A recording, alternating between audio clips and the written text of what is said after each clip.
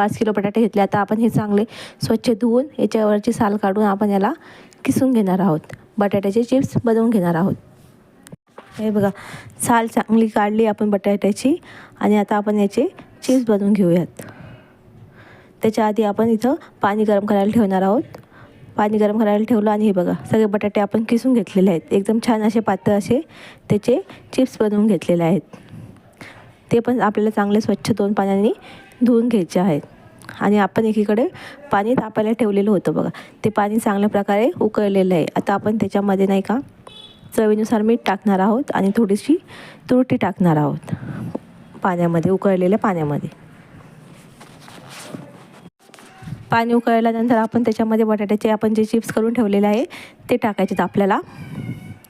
बघा, मी अर्धेच टाकलेत, 2दा करून टाकूयात आपण. आणि आपण ते थोडे वेळ शिजू देणार आहोत.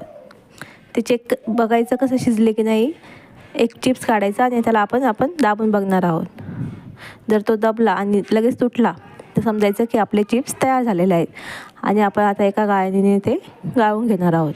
पूर्ण पाणी त्याचं काढून घेणार आहोत. लगेच काढून घ्यायचे. त्या गरम पाण्यामध्ये आपल्याला ते चिप्स ठेवायचे नाही आहेत, नाही तर लगेच ते जास्त शिजतात.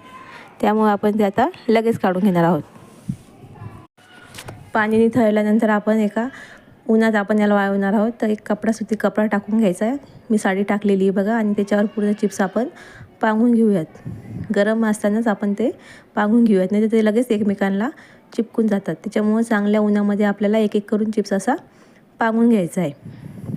बघा, छान प्रकारे आपण एक एक करून असं पूर्ण त्याला पांगवून घेणार आहोत. आणि 2-3 दिवस असंच उन्हामध्ये आपण त्याला वाळत घालणार आहोत. कडक उन्हामध्येच आपल्याला त्याला वाळवायचेच, नाही तर चिप्स आपले जे आहेत ते काळे पडतात. त्याच्यामुळे आपण एकदम कडक उन्हामध्ये त्याला वाळवून घेणार आहोत. छानपैकी असे एक एक करून पूर्ण वाळवायचे त्याला. बघा, पूर्ण चिप्स आपण वाळवून घेतलेले आहेत. आता याला आपण 2 दिवस असंच उन्हामध्ये छान असं वाळण्यासाठी ठेवूयात. छान प्रकारे आपले चिप्स असे वाळवून तयार झालेले बघा. इतके 5 किलोमध्ये एवढे चिप्स आपले तयार झालेले आहेत. आता आपण हे तळून बघूयात कसे होतात ते. एकदम छान वाळल्यानंतर डब्यात भरून ठेवू शकतो आपण.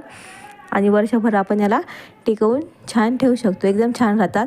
आता आपण याला तळून बघूयात. तेल गरम करून घेतलेलं आहे बघा कढईमध्ये. तेल छान तापलं का आपण त्याच्यामध्ये थोडे थोडे करून चिप्स टाकूयात.